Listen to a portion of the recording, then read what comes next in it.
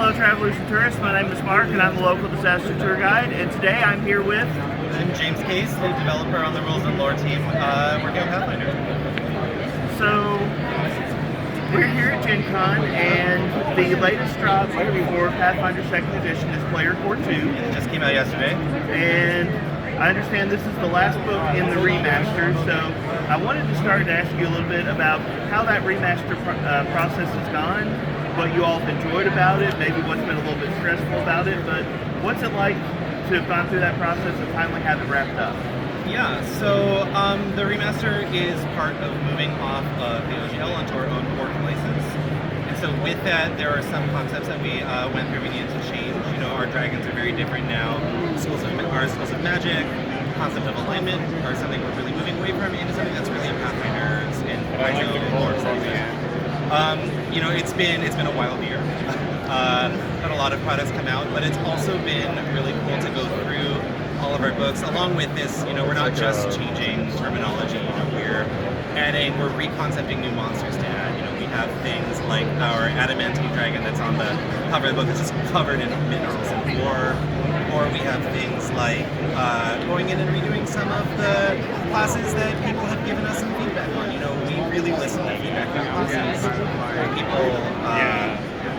People bring up things where maybe we want to make this class a little more interesting to play, give this class a couple new tools, that sort of thing. So, I've had a chance to look through the Player Core 2, and personally, I love the new org. I absolutely love a lot of the changes that you've made. Do you have a favorite change that's happened as a result of the remaster? Yeah, so I was we all kind of split our duties a lot. It was a really all hands on deck thing. I did a lot of the remastering to the Oracle and the Witch in particular. With these, I think it was also the opportunity to go in and add a lot of kind of very specific folklore notes to, you know, your ability that will, you know, deal a d6 of damage or what have you.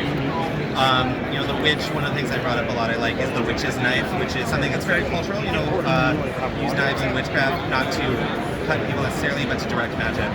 So we added a little feat for that. Another thing was the Oni in Monster Core. I was also the project lead for the Tim Shaw project.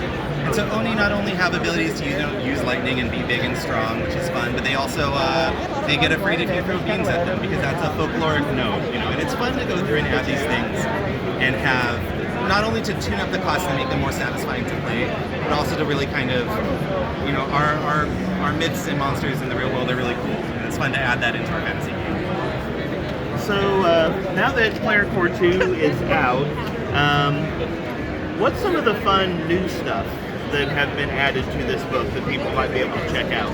So this has a number of new ancestries and classes in it, you know, things that are a little further afield. So this is where we have like our lizard folk, our dragon blood, which is an entirely new versatile heritage if you want to just have that dragon energy on a character of any ancestry. You know, our classes, like you mentioned, Oracle, also things like Alchemist or Barbarian or Champion.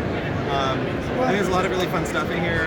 I am a big fan of the new Dragon Blood heritage because it's just, you know, it's you want to, it's like, what if we had a human who's part dragon, but also with our personal heritage system, what if I had an elf that's part dragon? What if I had a rat folk that's part dragon? I think we have a good part of one of those in the book. I know that a, like, dragon-esque heritage is something that's been requested for a while, so I know that's been very popular. Just a lot of people have brought it up, and I do agree. I think it's a lot of fun. Formally haven't been gods and so, what's coming up next for Pathfinder Rules and Lore? What's on the horizon? Yeah, so we have the Tinsha character guide. It's our follow-up to our big Asian fantasy-inspired part of the setting that has more ancestors in it, things like Tanuki or Samsarans. We have that at the end of this month. We have Lost Omens, Divine Mysteries coming up soon that has the fallout of the God's Reign event where, you know, we killed our war god recently. We have, and along with that, we have War of Immortals, which brings two new classes, the Animist and Exemplar.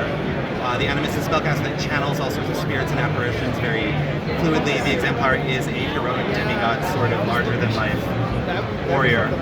And we have just announced yesterday Lost Omens Rival Academies, which is a series of 6 schools of magic and learning coming together in the our chorus star, to have a friendly competition, exchange the various techniques, and maybe get into some fights along the way. I will admit, I was somehow I had missed that Rival Academies was on the horizon. So when I saw that hit my feed yesterday, I was very excited about it.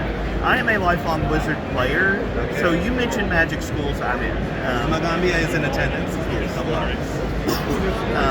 I also, I believe I heard that the Rune Lords are going to be redone in that book as well. Yes, that is one of the schools that's kind of shown up. Is a school that is associated with Magic, so that's where you'll see the remastered Rune Lord as well. Awesome. All right. Well, thank you very much for your time. I appreciate it. I hope that you have a fantastic Gen Con. And to everyone that's watching, have a wonderful day.